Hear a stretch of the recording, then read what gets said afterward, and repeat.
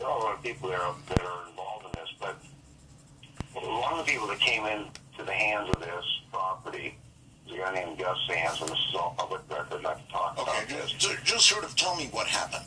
In other words, you just want to get right to the heart. Yeah, the heart of the story. Okay. Well, anyway, there was a lot of figurative things that happened in this event. Yes. And what we were doing is we were trying to bring this property back up to market, and we were working on it. And so, well, and as we were working with it, we had a lot of characters involved in it. We'll throw all the threads, and maybe someday I'll write a book. Who knows? But not for tonight's listeners, okay? Okay. So what we were doing is, in the summers in Sacramento, they get very hot sometimes. And so we would do a siesta thing, lay down about 2 o'clock in the afternoon, and get yourself a little cooled off. Now, I happen to have a water bed at the time. I used to take the sheets off, just lay on the cool bed, you know how that is. Right. Well, I had this event where kept having these kind of weird dreams about electricity, and I'm an electrician, so I didn't figure it was more than just my imagination, but in some of these dreams, I was being lifted up through a light socket up in the ceiling, and then I come away with physical marks. Physical marks? That can happen in dreams, yeah. Well, no, I exhibited them to people that saw them, and thought maybe I was just scratching my leg. No, there were handprints where I could not put them on my ankle. Mm-hmm. So, I mean, those are weird enough things, but and there was a lot of other things that tailed into this. But I guess the most amazing thing about this whole story was that I met this gal, and she was very spiritual. As a matter of fact, she was kind of a handler for this, for Okay, we're going to actually have to get to the heart of the story, the end of the story, I guess. All right, we're going to go right to it then, I guess. That's okay. what you want. That's yes. me. So it happened that I was with this one particular gal. She was a runway model and was a handler for the salad agency, and she was very spiritual, and she did a lot of healing things, and we had all that energy going. There was a lot of energy connected to this property to begin with, and which I didn't get the chance to tell you about all that. But as it turns out, like I said, I had these recurring dreams. But one night, we were resting, and then I fell asleep, and then in my dream, I was going in and out of from the bedroom to the kitchen. And the kitchen was a brightly lit, really beautifully kind of like green, and then a checkerboard foundation on the bottom, and the lights were bending up and down. And the gal was following behind me in my dream, but it was all well lit. It was all just like you would see it in your waking state. Okay, so. And then I kind of looked behind me. I told her, I says, wake me up, the spooks are here. Because I used to refer to these guys as spooks. They used to haunt the property. So somehow I was like back in bed, and she was holding me down on the bed because she said I kept coming off the bed, levitating. And levitating. Those were her words, levitating. Okay. Like I said, going towards the fixture in the ceiling above my bed. Well, you apparently liked electricity. I guess I was an electrician. I guess I would. Okay, well, thank you, Craig, but we just sort of didn't get there. The levitating part was definitely interesting, but boy, that was a long trip. Let's go to Texas and Bill. Hello, Bill. All right, what a pleasure. First off, I got to tell you, Mega Roswell's, and it is so good to hear your voice. I've loved you for years, and you're so much better than anybody else out there. Okay, I'm a doctor. I am 67 years old, and back when I was in medical school, I was an exchange student, and I went to the University of London, Middlesex Hospital. And their hospitals and their doctors and their nurses were really great, but they were a lot less, they used a lot less technology than we did. The nurses were called sisters. Mm-hmm. And in working with the patients, I had a patient ask me about a very kind, nice lady that offered her tea, and who was that person? Well, I didn't know who that was, and I asked around in the hospital, and this is something that all the hospital staff knew, but none of the patients knew, and they didn't want anybody to talk about it at all. And the story of a ghost named the Gray Lady. It turns out that patients that ended up dying right before they would die would see this apparition that they thought was a nurse, but she was dressed as the old nurses back then did, before the current ones. And I'm talking about the 70s, so even before that. And she would offer them tea, and they would be dead within 24 hours. Wow. And they told the story. Yes. There was a story kind of like this that was actually in the mainstream press not long ago about a cat that would go and curl up next to somebody. I think it was in a nursing home. And every time this cat went to somebody, they would, within, as you point out, 24 hours or so, die. Right. Well, I didn't read about that, but that's the kind of thing that was going on there. But they had their own theory about it. And one time they told the story, the staff there, about an apparently well patient that said, who was that really nice lady that wanted an offer, wanted tea? And this was a lady that was doing well and was... Oh, no. Yes. I see it coming. I hear it coming. Right, and she was dead within 24 hours of a pulmonary embolus, a blood clot to her lungs. And nobody thought she was going to die. So it wasn't like somebody was just going to the people that we expected to die. I hear you. And the theory they had about it was that this was a nurse who was taking care of people in the old days in that hospital, Middlesex Hospital. And a patient had asked her for some tea, and she forgot about it, forgot to bring it, and the patient died. And so their theory was after she died, this was their way of making amends to try to comfort the patients that were about to die. And they believed it totally. They were totally convinced of it, and they wouldn't let anybody tell it to anybody outside the circle of people that worked there. Because As a doctor, how did you feel about this?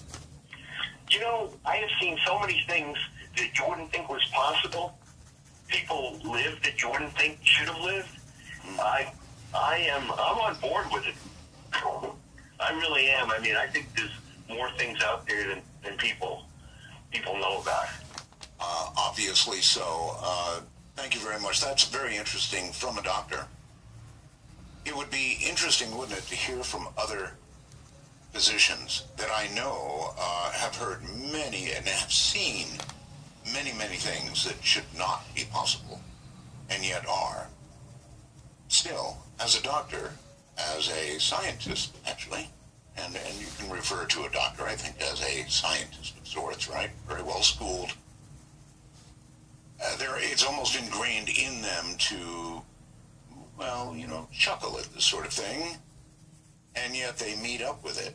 And as they do again and again and again, I wonder how it affects them. All very, very interesting. All right, let me look at the times. Obviously, Marty in California has been waiting a long time. Hi, Marty. Hi, Art. How are you? Fine. I just wanted to tell you about something that happened to our family. I adopted my 3 little grandchildren, and the 10-year-old granddaughter of mine, she went over to a friend's house to spend the night, and she'd been over there a couple of times before, and it had taken her a while to go back, and I just thought maybe it was just her and the little girl maybe, had gotten into work or something. Kids do that. Anyway, she went over, and she called me the next morning, and this is a child that doesn't get excited over anything. She was, Grandma, you have to come and get me right now. And I said, what's wrong with you? And she said, you just have to come and get me. Right now, Grandma, you can't, you just stop doing anything you're doing and you come and get me. So I got in the car and I went over there. I knew it wasn't just a child thing. So I picked her up and she ran and got in the car and I left and I come home and I told her, I said, see what happened to you? And she said, nothing, Grandma. And I said, did someone hurt you, or did someone scream at you? Did someone touch you? No, Grandma, I'm okay. I'm okay. And so I just let her go because I thought maybe it was just nothing. And that evening, it was about time to go to bed. She came in and she said, Grandma, I need to talk to you alone.